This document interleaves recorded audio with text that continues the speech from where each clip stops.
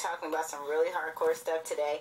All you business owners, entrepreneurs, nonprofit organization heads, this is for you.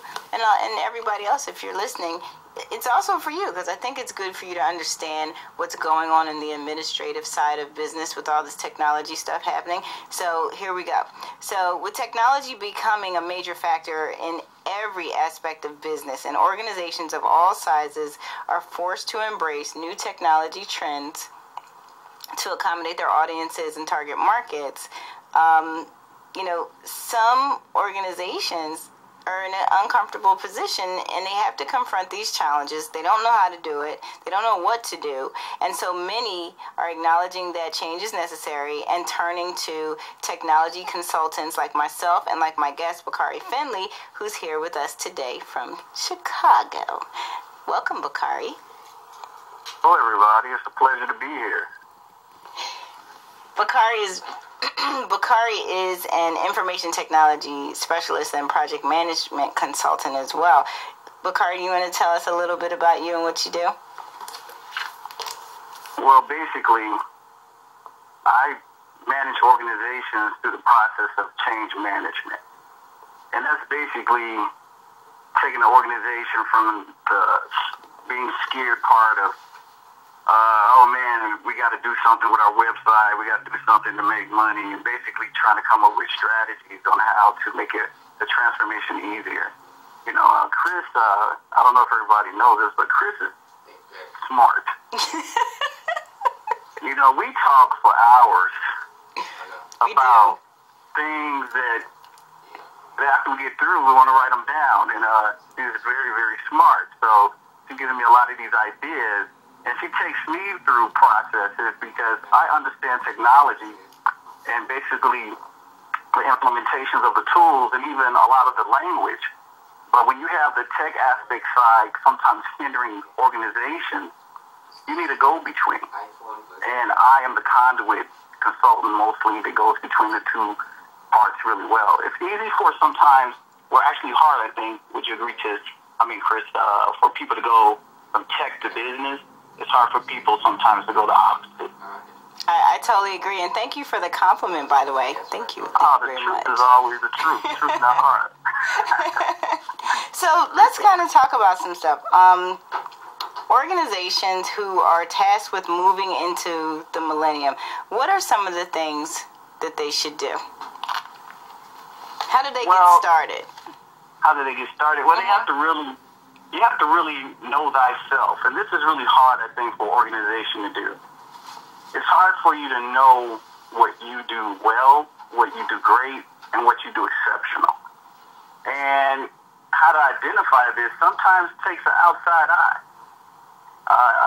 Some organizations look at the numbers and look at the margins and so forth and so on. And some things, you just look at profits, and that doesn't necessarily mean you do that well or great. It just means that you made some money there.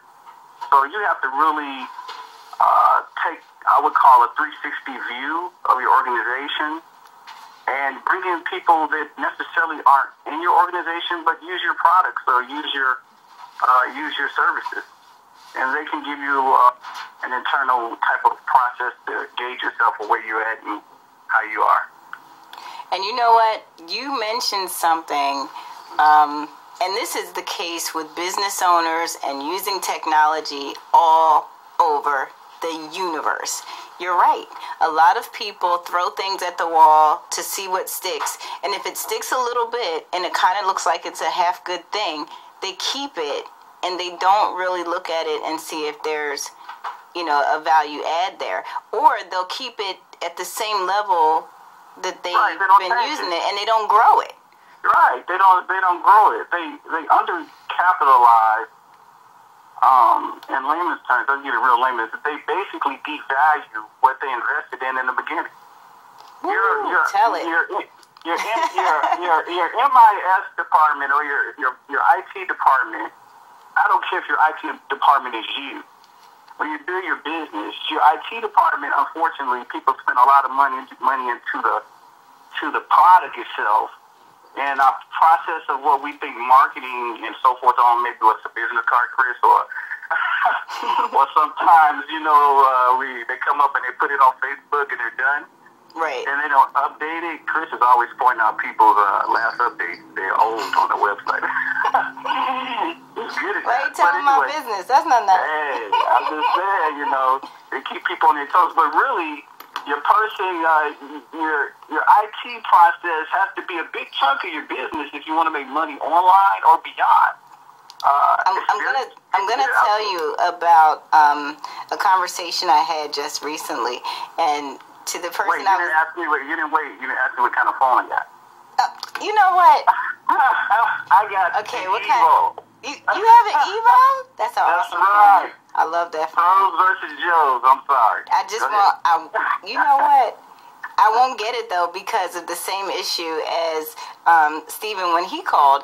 I don't want a phone that doesn't have a QWERTY keyboard, and until they come out with an Evo Slide, I'm not buying it. Okay, but anyway. Well, okay. We'll talk about that later. We'll talk about that later because we have a lot to get to. But I want to share this with you. I had a conversation, and again, this is for everybody listening, and we learn from these conversations. I don't want you guys to think that we're here and we're kind of trashing how people do things. That's not the point of these conversations. The point of these conversations is to help you think differently about the things that you're doing and really start to get you oriented and thinking differently, and then taking steps to actually do some of these things that we're talking about, because we're not here to tell you to do the wrong thing. And again, use tact and discern for yourself, and we'll be talking about that in a minute. Now, with all that being said, Bakari, I was speaking with a colleague of mine, and we were talking about his website, and he is a nonprofit organization. It's a very small, nonprofit, still in the beginning stages. And we were talking about marketing. And one of the challenges for that organization is that they're just not getting, they're generating lots of interest, but there's not a whole lot of movement on the interest. And I said to him, you could probably benefit from, number one, fixing your website. And I'm not going to give out his website, but at least not on the air. I'll share it with you later if you want to look at it.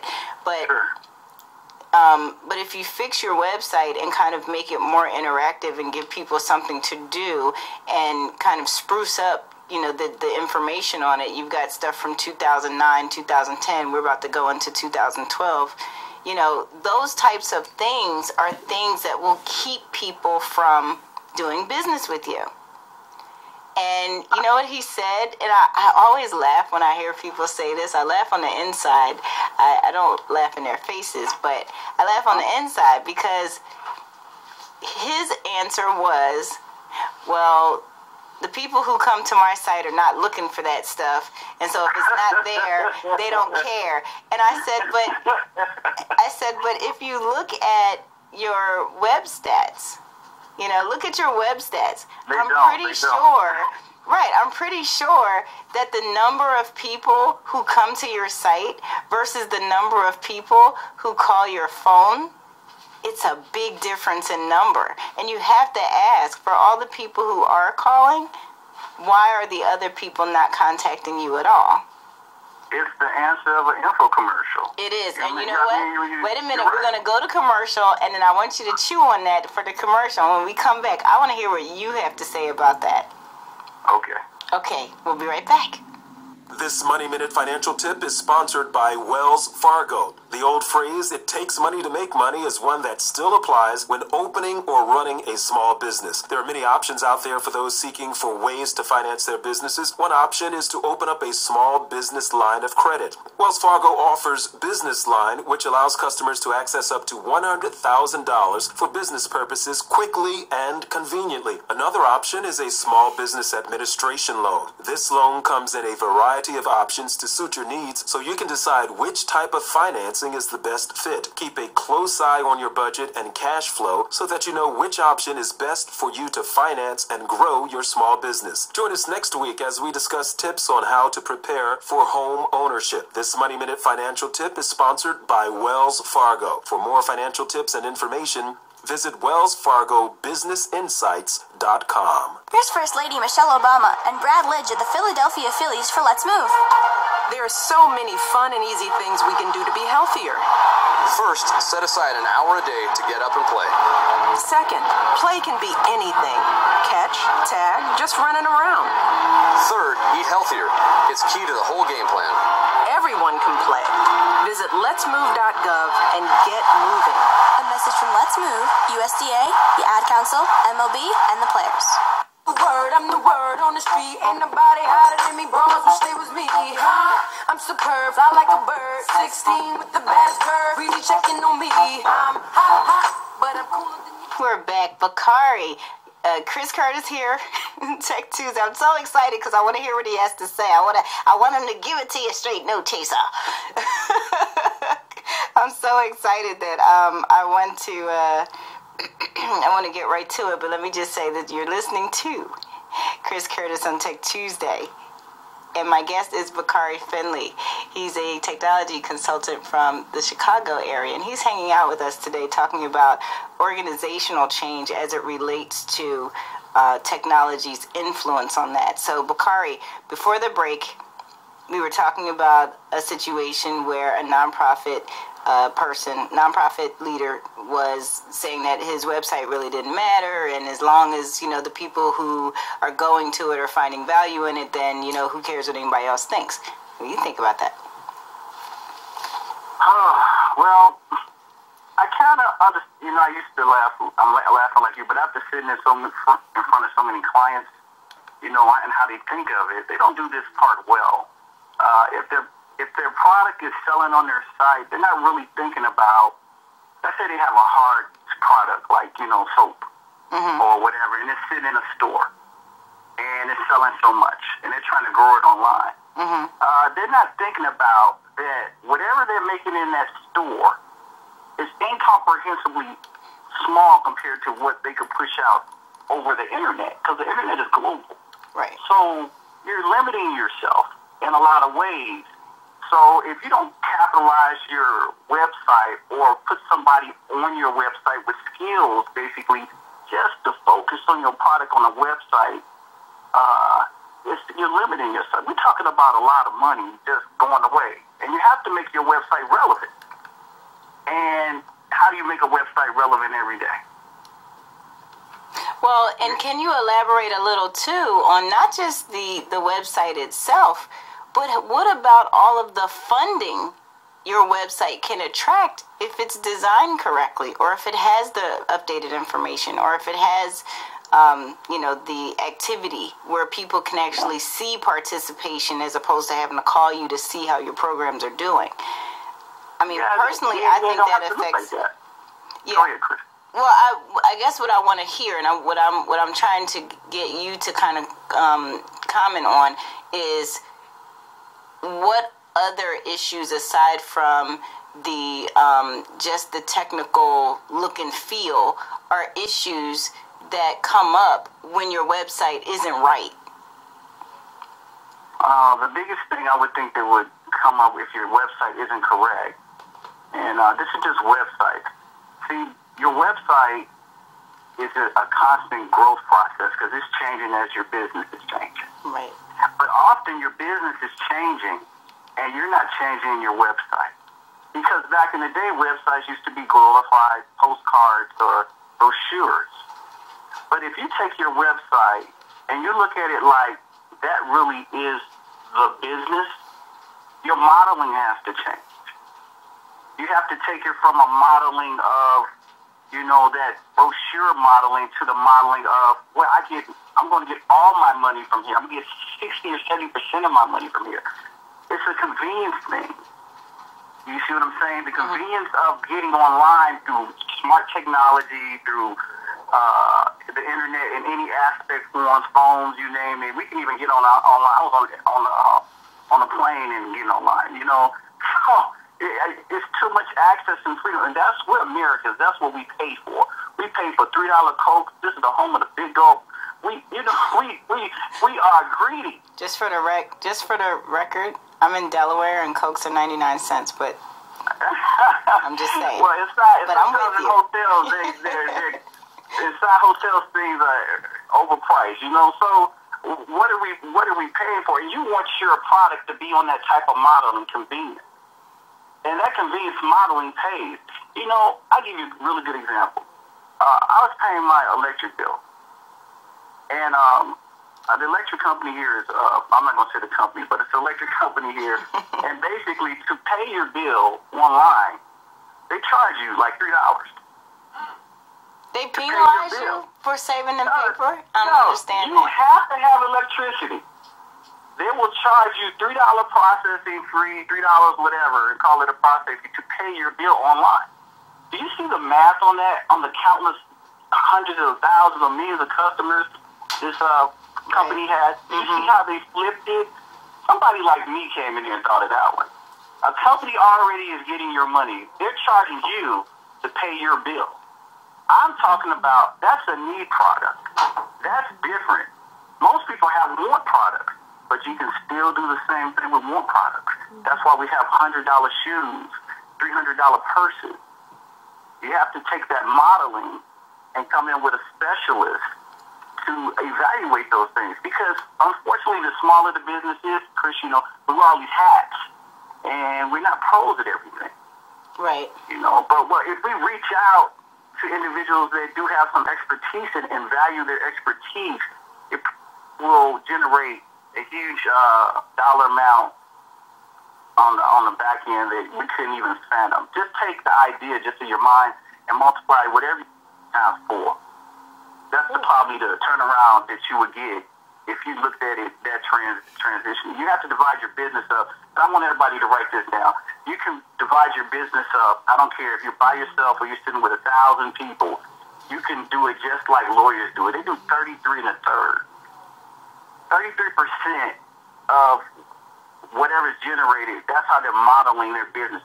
33 towards marketing, 33, towards budgeting, whatever it is. 33 1/3. Divide your business up in thirds, 33 1/3, until you come up with nothing pretty much, and really see where your value is. Most companies don't know where their value is. Their value is their people. That's not the current situation now. Right. In the case of a traditional, a traditional business that has products and services, I definitely see that. But in a business such as a nonprofit that has to attract donors and basically fundraising dollars and sponsors and philanthropists. Where's their value at? Yeah. How do they assess value? Because putting up a website that really just kind of talks at you and throws some pictures up about the programs doesn't really move the funding part of it. You know what I mean? It's not that. That's right. But where their value is, their value actually is still in their people. And I'm going to tell you what, they have people that are part of the organization members, right? That are part of normally the not-for-profit. What's the most valuable thing one of the biggest companies in the world today has, and they give away free every day? It's information. The company is called Google. All the platforms you were just talking about, all the platforms are free for a reason. It's data mining. Your organization, be it a non-for-profit, has members, right? And you need to start data mining their information on things that they just know and marketing that information out to organizations that are interested in what you know. Like I said, you have to know what you do well. I do work with the League of Black Women, as you know, and they do polling on Black women's needs and wants and upward development through organizations beyond, so forth and so on. You have to really, really get into the dynamics of it. Now, if it's a church and so forth and so on, you have to look at your non-for-profit as something like a LinkedIn, perhaps. Get profiles on these individuals. And that's where your IT, MIS kind of person would come in, or organizational change person would come in, rather, and start identifying the value people in your organization and what they're bringing to the pot past writing you a check. Right. And your business will grow. What's the model current now, Chris, for making nonprofits make money normally is, like you said, donations. Right. Right, donations, philanthropy, they attract, people who will help them with fundraisers, but a lot of that attraction starts with visual. They want to see what you're doing. They want to see the tangible, tangible product. This is wild, okay? This is just me as a visionary type person, I perceive organizations value always being the people and the overhead being the problem. These tall buildings and so forth and so on. I see nothing innovative about laying off 3,000 people, and then saying, we saved some money, we made a profit. I see something very innovative about an organization, be it a non-for-profit or business, making their employees their market piece. Word of mouth is still very powerful. Social networking is gossiping almost, be it professional or be it socializing, right? Mm-hmm. But if I work for your organization, Chris, and you give me a reason, I'm the expert on whatever you're selling, right? If I create on your current company website a spot for people to Facebook or create my own version of Facebook internally and let the clients and the customers interact on a social level, do you know how much data I would get out of that? I would get a lot of data because they would be honest with one another. So that data would help me streamline my product brand, be it whatever it is. It would help me change faster. We could do polling and all these other things, great things they can do. And my business would grow because the client is interacting with tangible individuals inside, and your website's becoming relevant more and more every day. I don't see why they couldn't even put a radio show on there, Chris, like yours. Why not? Why can't they put a radio show and just talk about Coca-Cola.com and the Coca-Cola radio show? And all day, we're just chatting in the chat room on Coca-Cola radioshow.com or whatever it is, Right. Inside it. But companies discourage that because they think that if you're talking online, they think you're not being productive. That modeling in me is outdated. And it might be a generational divide. I truly believe it is. I truly believe it is. Facebook didn't get that way being Facebook or any of these other great .coms by limiting their, even Microsoft or Steve Jobs, Apple, by limiting their interaction between the environment in which their employees operate comfortable.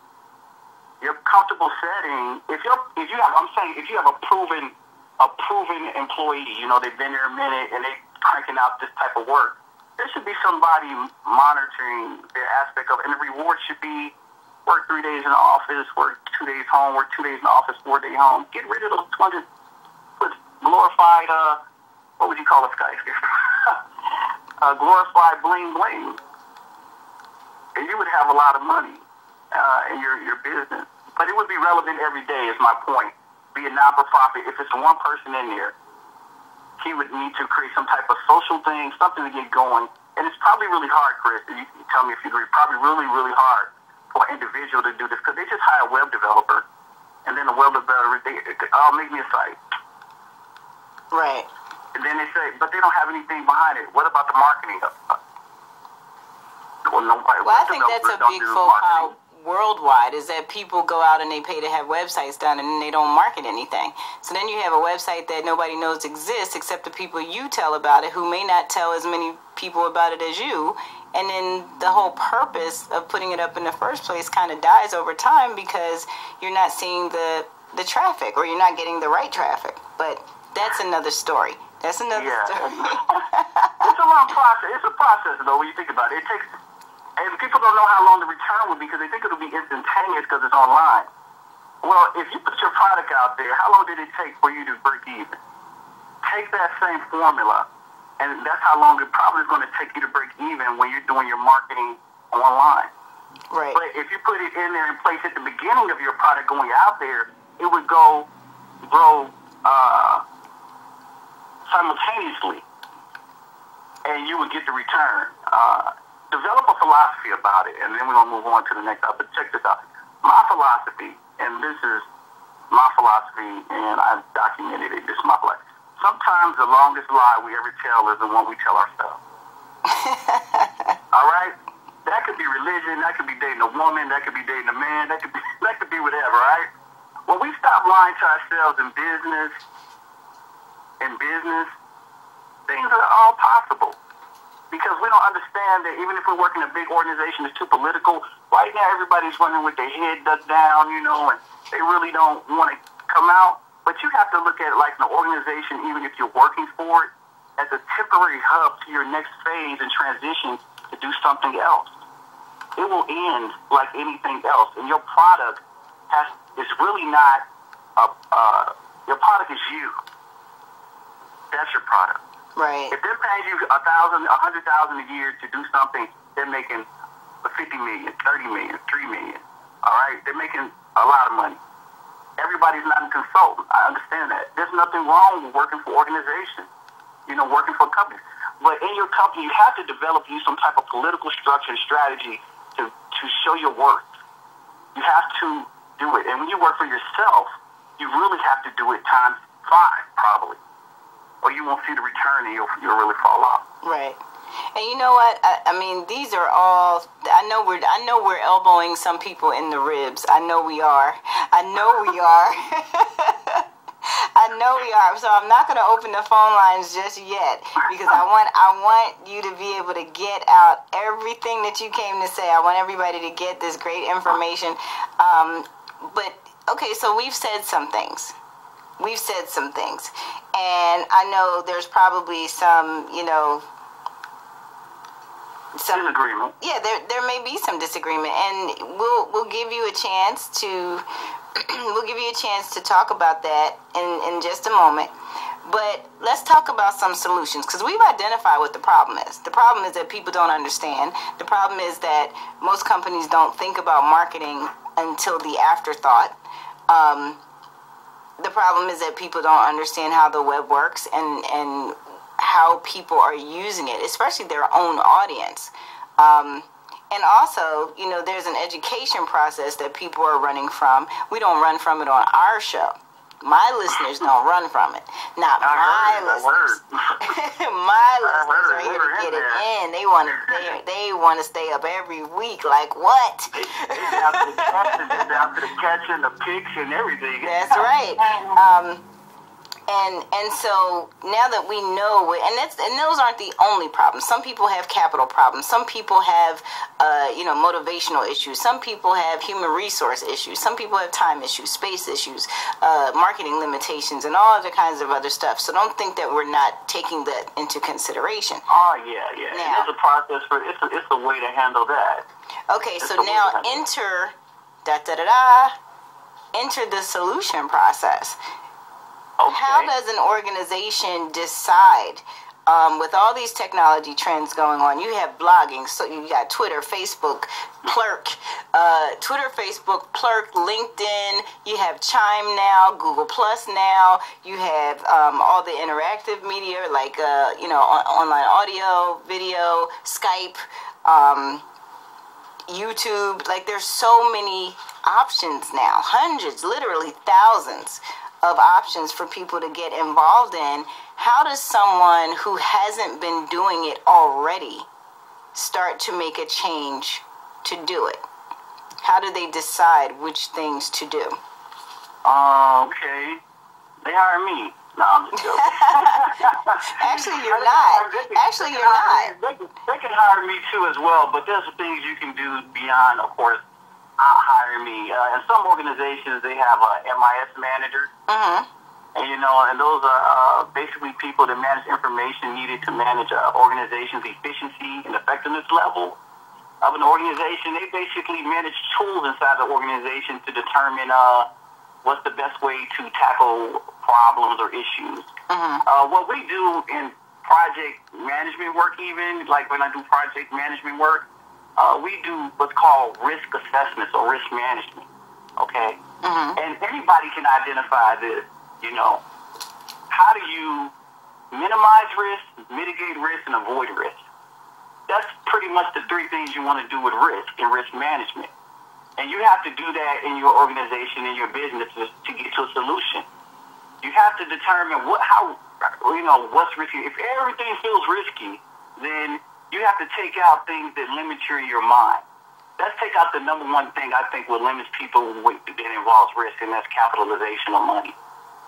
I want to say, in my mind, I have no limits on money. Money's not a problem, right? Now, what kind of project, what kind of plan would I come up with if money was not an issue? That's the best plan, all right, that you can come up with, right? Right. The one there's no capitalization problem. We take that, and we put that on the wish list. That's the wish list board. Now we have the reality problem. Oh man, I got $0 and this much time and that many resources, and we come up with that list. That's the downer list. But you know what? It's real. So we have to put that one on the reality board. All right. Mm-hmm. Now, what I like to do, I do a blend. I'll take and compare the two and see what I can save or add between the two to come up with my middle list. And that's the mitigation part, like I'm putting some aside and minimizing something over there, and I'm avoiding all the most terrible disasters that could possibly happen. Mm-hmm. You're not going to know it all, but through business over time, this normally happens. Like Chris, you were saying that right now, we're coming up on the Black season, and web developers are in demand, and you're telling people, hey, they need to get out there and get some web developers in one site. They're not going to have everybody do their work, right? Right. That's the risk that individual's taking by not getting a hold of a web developer right now, right? Right. That's a procrastination risk. But they may have a really big project, right?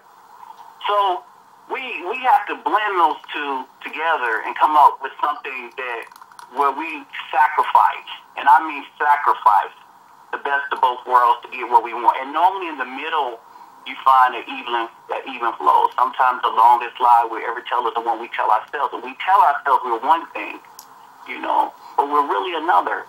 Most of the time, we're really another, and there's no way for you to evaluate yourself. You can't evaluate yourself, in my opinion. You have to let other people evaluate you, and then you can compare, and you're kind of going to come up in the middle. Self-evaluation is worse as a politician saying, rating themselves in Congress. It's a bad thing. They're going to always give themselves a rate. And I think that's a really good a solution to a lot of these processes. It's not going to be the final solution because you need expertise that you may not have. But what we're running from really on the other side is, like you said before, what? Education? We're running from that, right? Right. A lot of people are. And we've talked about that on previous shows where we've kind of explored some of the reasons why people are afraid to kind of step their game up with the whole tech industry thing. Some people still think it's a fad. Some people just don't want to learn new things. Some people just are afraid of, this new digital life. Like, what's in there? Is it going to hurt me? And they're going to steal my information. I mean, but keep in mind, these are valid concerns for someone who doesn't know or doesn't understand. I do want to draw you back, though, to the businesses who have to choose between all of the different interactivities. What kind of advice can you give them generically that would kind of help them figure out whether or not they should be blogging, or whether or not they should have, a member area on their website, or whether or not they should, add any particular features or get involved with any particular mechanism in the social media realm? What advice can you give them? I'm going to say, if there was a war, and there was IT people on this war, and then there was a war of people not using IT, I'm going to tell these people that feel they have to choose, there's no choice. Because really, technology is moving forward with or without you. There was a time where I was talking to a cousin of mine, my little cousin, and he was like, well, y'all didn't have cell phones? How did you meet people at the park? Y'all didn't have text messages?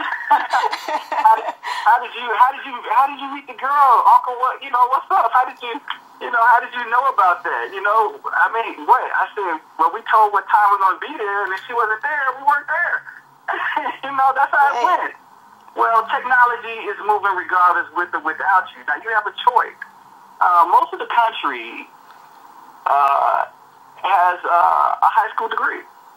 Most of the country has a high school degree.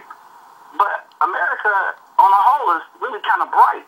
We have access to education because we have access to the internet. So in the sense that you may feel like you have to choose blogging and so forth and so on, right? You don't have to take what I would call like this huge jump into the ocean of technology. You should be able to choose one that you feel a little comfortable with and get somebody else to work with you. There's nothing like stepping out in front of an audience by yourself rather than people supporting you. You know, and finding somebody who that is, and if you don't know anybody, find somebody. Look for somebody on the net, go to an event. There's going to be somebody that's happy to share the information with you. So if an organization is just choosing because of capitalization problems, like they don't have any money, you know, well, I would say that if you don't have any money, it's time to save some money and get some capital because that's where your money needs to be spent. That's where your success is going to be. And you're saying that's technology or marketing? I'm saying I believe they should go together. Okay. You know, I don't believe that marketing should be behind technology, but you should develop them together. Well, you know what, though? A lot of people are still trying to, do selling T-shirts and, printing flyers and handing out, pins. Yeah, they have what I call the negligible, a minimum effect. For you to get a return, or if you were to hand out 30 flyers, the return on that is 3% normally. Or is it 10,000? You know what I'm saying? But it's like a very low return, And really, you're limited because you're limited by the time you have or the people you run into and so forth and so on. Well, you just said it. The internet is 24 hours a day. It does not sleep. And your marketing strategies, if you put them into some type of process of investing in individuals to help you get it out there, wouldn't die either. There'd be 24 hours a day. You have a human resource person normally, right? Mm-hmm. They normally are accompanied by a payroll person, a hiring manager, and a secretary. That's the team. IT is the same way. You have an MIS guy, a project guy. You have an expert analyst guy, a woman rather. It doesn't matter. And they need a team. And that team is responsible for putting your web presence out there and hitting similar numbers or better numbers actually than you do on your tangible product in store or whatever it is, Even if it's a not-for-profit, same thing. We were talking about not-for-profit earlier. We're talking about, a lot of people don't know Blue Cross Blue Shield was a not-for-profit. They're individual franchise. They sell health insurance. I don't know if they sell life. They probably sell life insurance. I don't know, but it's health insurance. They do. My uncle, Cleve Killingsworth, this is an amazing man. Cleve Killingsworth Jr. was CEO and chairman of the board of Blue Cross and Blue Shield. And he just retired not too long ago. I learned a lot, actually more reading about him than we always spoke about. But we're talking about billion-dollar industries with huge web presence. And they're simple, too. They're simple models, but they're not-for-profits, and they're selling life and health insurance or health insurance. Mm-hmm. So, but they're not-for-profits. They have these huge things, and anybody can do this with proper research. They've realized that the capitalization part of their business, it really has a lot to do with their online presence, and they're supporting community events and so forth and so on. They've realized it. Okay, but we got to keep it simple. I have to do it. We have about 6 minutes or 5 minutes left in the show, and I have to open the phone lines. I have to do it. You ready? Okay, so we've talked about a couple of things: business owners, entrepreneurs, nonprofit starters, leaders, CEOs, presidents, executive directors. If you are out there and you are listening and you have a question or comment, please call in. The number is 215-634-8065. Again, that number is 215-634-8065 if you want to call in and, ask a question. Bakari can answer your question. I can answer your question. We can both answer your question. And of course, I would actually prefer that you guys don't Facebook it, because don't Facebook it or Twitter it, because everybody else can't see it. But if you want to call in and you have a question, then we're more than willing to utilize this last 5 minutes of the show so that you guys can get your questions answered. In the meantime, we've got a call. We've got a call. This is some deep stuff. This is some deep stuff that we're talking about. Because one of the biggest things is that organizations have to first realize that they have a problem before they can fix it. They have to realize that they need change. Yeah, and most of the time we don't realize that. I know I'm subjected to change sometimes, but you got to be open to it. Mm-hmm. The President of the United States won his whole campaign on change. Oh, he sure did. And you know what? See, that's another thing. A lot of people don't understand how President Obama was able to get his message out quickly using audio, using video, starting in one territory and branching it out. But that app alone was $100,000. I don't know right. for sure, but I think that app was a crazy change. Our phones are blowing up, Bakari. Yeah, I got some people out there that want to, get me. Okay, do you? Well, we're not gonna let them get you. We're not gonna let them get you. I got your back. I got your back. But that model works. That model works, and you just have to identify. I mean, look at companies who are being successful with their social media model. I think Kohl's, the retail store, has an excellent model, and we have. Dunkin' Donuts is another one. They have an excellent social media model. But we're not going to steal the show. We have Diane from North Philadelphia on the line. Hi, Diane. Hello. You're here with Bakari and Chris. Ooh, do you have your radio on? Oh, I'll turn it down. Okay. Okay, thank you very much. Sure. I'm enjoying your show. I'm not going to beat you up. I have two websites. One of them I haven't touched in about 10 years, and I know that it needs to be done, but my problem is money, so therefore I have to wait a little while. I do have a blog. The other website I have, I've been doing myself through GoDaddy and trying to, I think it looks good for myself, but I do have a Facebook, Twitter, and LinkedIn account, so I try to... You go, girl. Oh, you're ahead of the game. Yeah, she's ahead. On LinkedIn. I try to tweet at least 3 times a day, and most of the time it's not directing to my website, but it's about my industry. One of the hardest things I'm having is to get people to like my Facebook page. So I've been reading up on a couple different things where they say you offer something for free to get people to go to your site, whether it be like a white page or maybe for me it could be a recipe or whatever. Right. Do you have any other suggestions, or is that important for me to have people to like my page? It may very well mean that your market isn't on Facebook. Maybe they're not using Facebook, and that's fine. What are you selling? I'm selling personal culinary services. I cook. Oh, you don't personal culinary services. Yes. Cooking? Yes. I cook for you, or either teach you how to cook. Okay. I would try to take my modeling probably more to the LinkedIn. Really? And I would probably try to take it more to the LinkedIn. I'm going to tell you why. Because professionals don't have time to cook. Right. But they always want to know how to do things. And they have the disposable income to do those things. Facebook people is a group of people you pretty much already know. A big chunk of them, right? And that's how you move around Facebook. You jump into the roots. Well, LinkedIn's similar, but it's more like professionals.